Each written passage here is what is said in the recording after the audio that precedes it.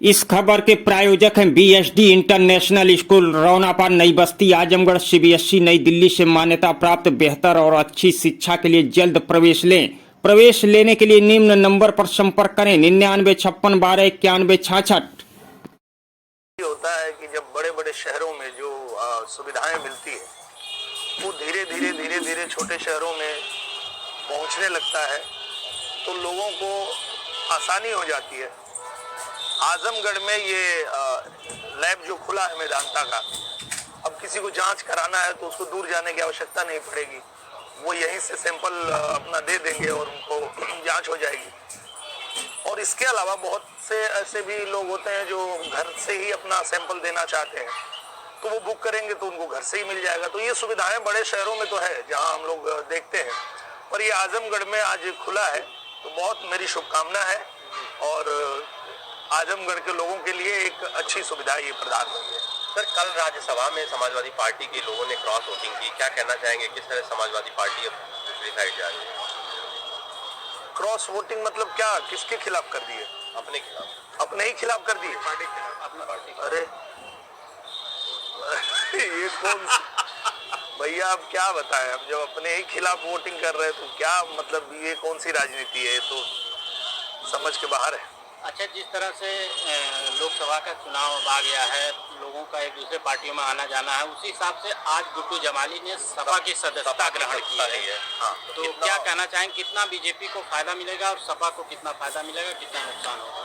मुझे लगता है कि जिस तरह से जो आजमगढ़ में काम हुआ है एक साल में, और प्रधानमंत्री जी के नेतृत्व में 10 साल में जो काम पूरे देश में हुआ है, पूरी दुनिया में हुआ है, उसको देखते हुए जो हमारा आजमगढ़ है वो ये तय कर चुका है कि हमें भी सरकार के साथ ही रहना है। कि जब नरेंद्र मोदी जी की सरकार है और सिर्फ एक साल सरकार के साथ आजमगढ़ रहा, तो आजमगढ़ में कितना काम हुआ ये किसी से छुपा नहीं है।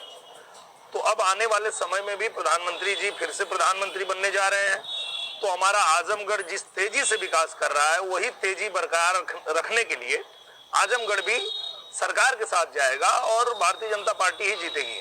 आजमगढ़ की एयरपोर्ट का लोकार्पण होना है, तो क्या संभावित कोई दौरा है प्रधानमंत्री जी का? मुझे लगता है कि बहुत जल्दी प्रधानमंत्री जी आजमगढ़ आएंगे, क्योंकि जब हम लोगों ने आग्रह किया था तो उनका कहना यही था कि पहले हम अयोध्या करेंगे, अयोध्या के बाद आजमगढ़। तो अयोध्या का तो हो चुका है, अब अगला नंबर आजमगढ़ का है और किसी भी क्षण डेट आ सकता है प्रधानमंत्री जी का कि आजमगढ़ आकर के और उद्घाटन करें। जिस तरह से राज्यसभा चुनाव को लेकर सपा के 8 विधायक जो है भाजपा में शामिल हुए, उसको लेके आप क्या लगता है आने वाले चुनाव में क्या सपा के कुछ और नेता बीजेपी में शामिल हो सकते हैं? देखिए, मुझे लगता है ये सारी जो लड़ाई है वो विचारधारा की लड़ाई है।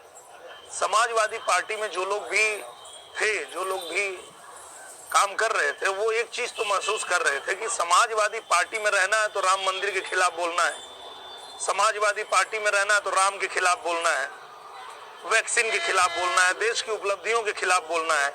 मतलब मोदी जी का विरोध करते करते देश की उपलब्धियों का विरोध करना, ये समाजवादी पार्टी के मैनिफेस्टो में हो चुका है। तो जो लोग भी ये चीज समझ रहे हैं वो छोड़ देंगे सपा को, उनको छोड़ना ही पड़ेगा। वो जानते हैं कि ये मतलब निजी स्वार्थ के लिए राजनीति करते हैं, देश के हित से इनको कुछ लेना देना नहीं है।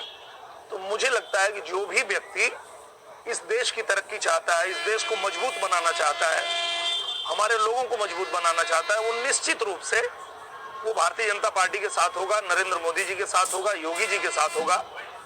और उस पार्टी में तो नहीं रह पाएगा जिस पार्टी में रहने की वजह से ही उनको अपने ही धर्म का विरोध करना है, अपने ही भगवान का विरोध करना है।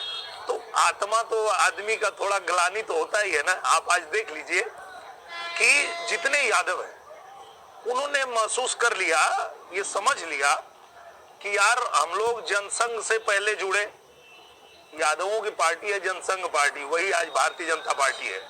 उस भारतीय जनता पार्टी से जो फॉरवर्ड लोग जो कि पहले कांग्रेस में थे वो उसमें आ गए, तो ये हम अपनी पार्टी छोड़ के कौन सी पार्टी में गए हैं जहां हमको अपने ही धर्म का विरोध करना पड़ रहा है। तो निश्चित रूप से आने वाले दिन में आप देखेंगे समाजवादी पार्टी पूरी तरह से समाप्त पार्टी हो जाएगी और भारतीय जनता पार्टी जिस तरह से तेजी से काम कर रही है, सब लोग उससे जुड़ेंगे। अगर अखिलेश यादव आजमगढ़ से चुनाव लड़ते तो कितना चुनौती मानते हैं? आजमगढ़ से नहीं लड़ेंगे तो जहां लड़ेंगे हम वहीं जाके लड़ेंगे।